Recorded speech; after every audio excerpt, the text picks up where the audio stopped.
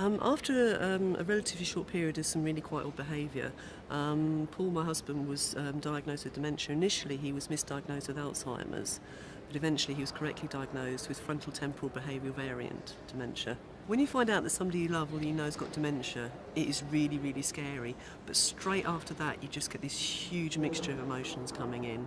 First of all, you feel guilt, because with the dementia, the person's been demonstrating the signs for some time possibly, but you put it down to something else. So in Paul's case, I thought he was just having a male midlife crisis because he wasn't going to work. He'd sold his car for 400 quid. He was just getting really, really difficult.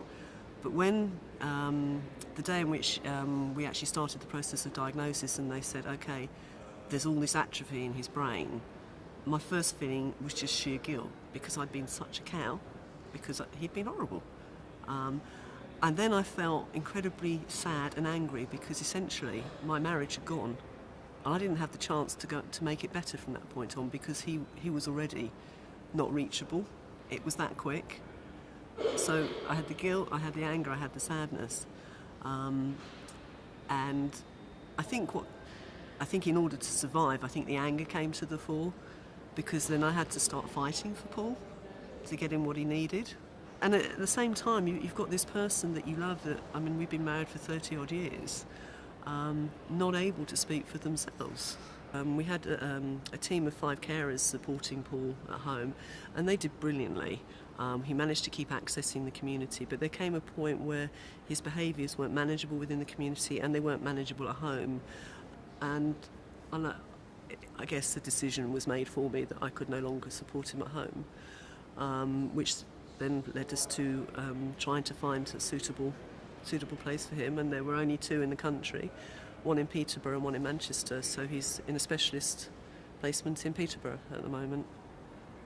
And it's brilliant, they do exactly what he needs, but it's a long way away from home and he's not at home. And I'm going to cry. Oh. It was really important to keep Paul connected with his family and the community when we were trying to support him at home. But even though he's not at home now, that still is important. And we got together because somebody gave us a beaten up old dinghy, and we did it up together, and we learnt to sail together, and we were both passionate sailors. And he was really, really good at that. But now he's in Peterborough, I thought it was really, really important for him to carry on doing that. So we found a scheme called Sailability. And it's about encouraging the provider and the funders to actually say, it's really important that Paul goes sailing. And he does go sailing. And it's one of the few occasions on which we can detect some enjoyment from him. That's the passion that's carried on throughout his illness. It's a huge effort to get him there and to get into the specially designed boats and the people around who can support him. But that's for him, and that matters.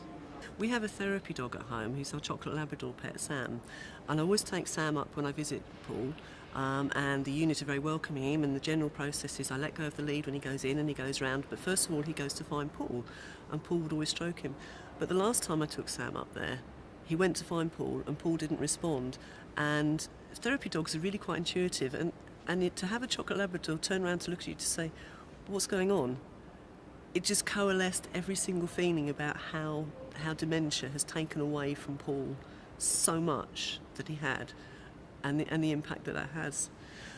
And that's one example of all those emotions coming together around one probably 5-second episode of Paul not recognising his own dog.